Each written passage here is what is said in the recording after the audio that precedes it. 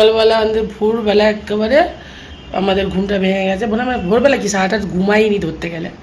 তো আমি বললাম যে কালকে বাঙালি দোকান থেকে খাবার পাউরুটি আনতে বলেছিলাম, তো আমি বানিয়েছি এটা ডিম টোস্ট বানিয়েছি, বানিয়ে রেখে আমি টয়লেটে গেছিলাম, জানি না এখন কী করছে, দেখা যাক। পাওয়া যাক কী হলো, আমি রেখে গেলাম এসে খাওয়া স্টার্ট করে দিয়েছো?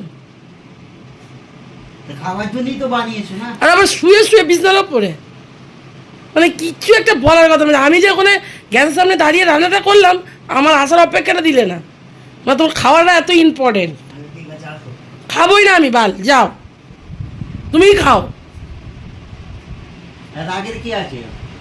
আসো, বসো, খাও। আমি খাবো না বলেছি তো। আমি খেয়েছি নাকি? তুমি তোমারটাই খাও, চাও আমারটাই খাও।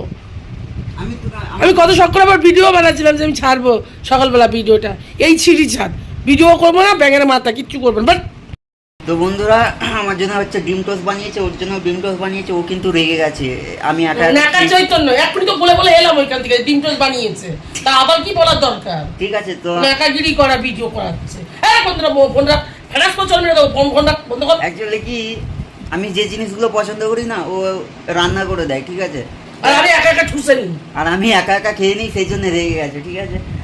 ও কি এলে বেলে দেবো কিন্তু উল্টে দেবো, তুই চিনিস না আমাকে। আরে রাগ করতে হয় না নাকাগিরি রাখতো। বন্ধুরা, ও খুবই রেগে গেছে, ঠিক আছে? তো ভিডিওটা এখানেই শেষ করছে, ঠিক আছে? Bye bye.